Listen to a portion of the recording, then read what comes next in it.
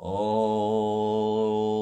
आब्रह्मन् ब्रह्मणो ब्रह्मवर्चसि जायताम् आराष्टे राजन्यसुर व्यधीयति व्याधिमहारथो जायताम् द्रौग्धिर्धेनुर्वोढः नाङ्वानसु शक्ति पुरन्धियोर्षां जिष्णुरथेष्टा श्रवयो युवायस्य यजमानस्य वीरो जायताम् निकामी निकामी न पर्जन्यो वर्षतु फलवत्या न ओषधया पच्यन्ताम योगक्षेमो न कल्पताम्। जीवन एक खोज में आज अतीत के झरोखे से प्रथम भाग मैं प्रस्तुत कर रहा हूँ।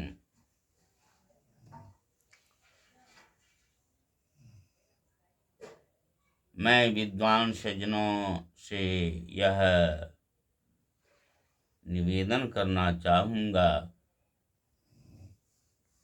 कि आज़ादी के पूर्व और आज़ादी के बाद हमारे राष्ट्र की क्या स्थिति थी और फिर बाद में क्या स्थिति हुई। अतीत के झरोखे, इसलिए मैंने इसका नाम रखा।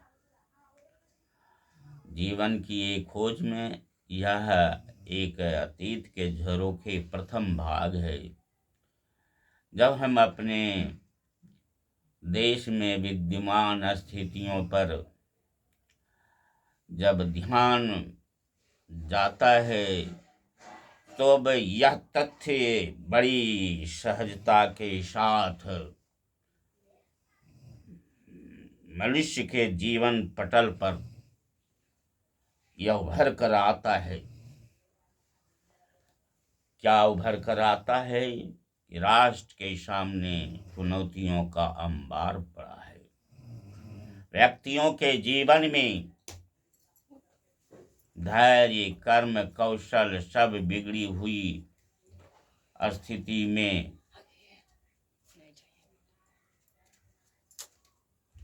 है। अब राष्ट्रीय चुनौतियां तो है ही और राष्ट्रीय अस्मिता और जीवन की शक्ति की परीक्षा की घड़ी भी है। यह पुण्य भूमि भारतवर्ष वैदिक चिंतन की भूमि थी। आज हम आज़ादी के बाद जातिवाद, निर्धनता, बेरोजगारी और ये जो समाज में जो आज सौदेबाजी का आलम है, ये बहुत भयंकर रूप ले लिया है। इस परिप्रेक्ष्य में मैं ये कहूँगा कि जब मैं ऊपर से बड़े बड़े कंपनियों का सामान जब देखता हूँ तो महंगाई रूपी काल सर्प इस राष्ट्र को जो है दग्ध और संतप्त कर रहा है। इस परिप्रेक्ष्य में जब हम स्वदेश की स्थिति पर दृष्टिपात करते हैं तो यह तथ्य उभर कर आता है कि विगत स्वतंत्रता के 70-80 वर्षों के बाद हमने जहाँ तक सफर किया वह संतोषजनक नहीं था। विदेशी दास श्रृंखला को काटने के पूर्व राष्ट्र के जनगण में जो जनगण मन के हृदय में जो ओज था, जो जनून था, राष्ट्र स्वतंत्रता समर में मनसा वाचा कर्मणा समर्पित मातृ आराधकों ने स्वतंत्रता के रूप में उभारने के लिए, स्वतंत्रता की प्राप्ति के लिए जो अपने हृदय में जो सपना देखा था, उसकी पूर्ति आज हम नहीं कर रहे हैं। हम संकल्प शक्ति, उस महान राष्ट्र नायकों की संकल्प शक्ति और संघर्ष की राह पर चलने से हम अटक ही नहीं, भटक गए हैं भी। जैसा आज़ादी के बाद हमारे राजनायकों ने राष्ट्र के प्रति जो कर्तव्य होना चाहिए था, उस राह पर नहीं चला। उसकी अपेक्षा हम किसी और राह पर चलने लगे। हम अपने वास्तविक आदर्शों से, मूल्यों से कटते गए। और यही उस समय के होशियार, जो देश की आज़ादी के बाद में होशियार जो हमारे राजनायक थे, वो इस पवित्र भारत की भूमि को नास्तिकता के गर्त में ढकेल दिए। एक समय था, यह भारत भूमि जब समग्र विश्व श्रद्धा नत होता था। इतिहास साक्षी है, यह गरिमा और ये महिमा ये सहज नहीं, ये राष्ट्र पाया था। इसका कारण था यहाँ के ऋषि मुनियों की वैदिक चिंतन थी। यहाँ भारत में गुरुत्व का तत्व था। यहाँ इस पुण्य भूमि की एक संस्कार रही। यहाँ गुरुकुलों में पढ़कर ब्रह्मचारी भिक्षाटन भी करते थे और मांगते थे, मांगकर भी खाते थे। तो भिक्षाटन में एक दीक्षाटन थी। एक समय था जो आदि से अनादि और अनादि से आदि शंकराचार्य से लेकर सभी को, महर्षि देव दयानंद को भी जो है भिक्षाटन के रूप में या दूसरे के सहायता से भोजन की प्राप्ति होती थी और गुरु के यहाँ विद्यार्जन करते थे। किसी पर उंगली उठती थी कि तुम मांग के खाते हो, लेकिन वो तप कर अपने तपस्या से ये वो निकलता था। आज हम यही सुनिश्चित नहीं कर पाए हैं कि हमको किस राह पर चलना चाहिए। हम विपरीत दिशा में चल रहे हैं। परिणाम यह है कि हम अपने डगर से कहीं और जो है धकेले जा रहे हैं। हम गिर रहे हैं, हम भटक रहे हैं। यही कारण है कि हम पथहीन और दिशाहीन हो गए हैं। अब अंधेरे में दिशाहीन होने के कारण आज अज्ञानता के अंधेरे में हम लाठियां भांज रहे हैं, है न। तो मैं आपको कह रहा था कि भारत में जो वैदिक चिंतन का जो संस्कार था, आज जब मैं देखता हूँ तो लगता है कि यह भारत भूमि विकृति का शिकार होता जा रहा है।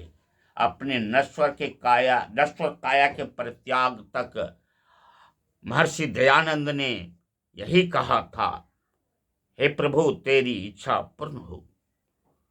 तो मैं ये कह रहा था कि आज़ादी के बाद जिनके हाथों में सत्ता गई, वो मैकाले के संस्कार से संस्कारित थे। और उसका परिणाम हुआ कि आधुनिकता की आड़ में अंधाधुंध हम गंदे शिक्षा पद्धति अपने देश में दिए। इसका कारण हुआ कि संस्कारों पर बड़ा ही प्रभाव पड़ा। हम प्राचीन भारत के गौरवमयी जो संस्कार था वो हमसे हट गया। हम नियति के विपरीत दिशा में चलकर हम भयंकर भूल किए हैं। अब भूल का आकलन ऊपर से नहीं, नीचे से करो।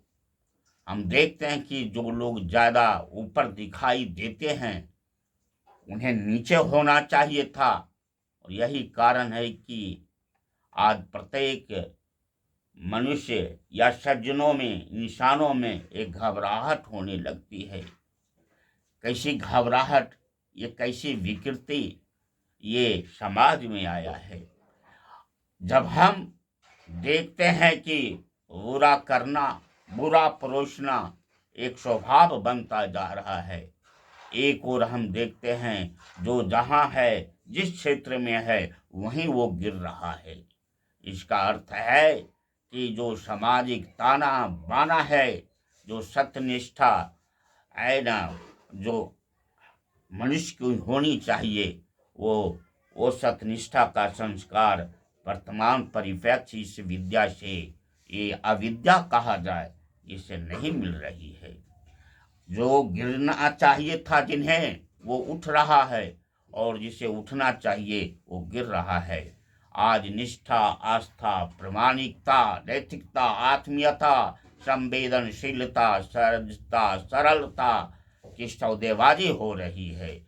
तो ये बहुत दुख का विषय होता है। बाजारीकरण के माहौल में लोग मंडी की भाषा बोल रहा है। आओ ये मेरा सामान अच्छा है, इससे लोग का विश्वास समझने के बजाय और बिगड़ने लगा है। ये बिगड़ने लगा है। कर्तव्य पालन की उपेक्षा कर अधिकार की चिंता करता है कि मुझे और अधिकार चाहिए। आज मनुष्य पर सवार है ये और मुझे मैं और लूंगा।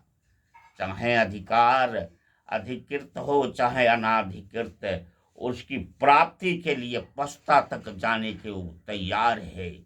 आज की पीढ़ी रामकृष्ण की, चाणक्य, शिवा और प्रताप की, दयानंद अरविंद की ये कर्म भूमि, ये जो भारत का जो इतिहास था, वो राम और कृष्ण के समय में भी रावण और कंस थे, लेकिन लोग उसी का पांव पखारते थे।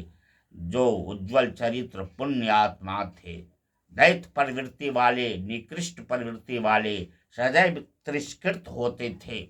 लेकिन आज काल के दस्यु, आज जो है जो निकृष्ट आचरण वाले हैं, जन मंदिर में वही प्रतिष्ठा पा रहे हैं। जिन्हें हवालात में होना चाहिए था, वो आज जो है वो कानून बना रहे हैं संसद में जाकर। ये सार्वजनिक चुनावों में सत्यनिष्ठा वाले हार रहे हैं। ये सैद्धांतिक निष्ठा वाले जो है आज बेचारे ये दर दर की ठोकर खा रहे हैं।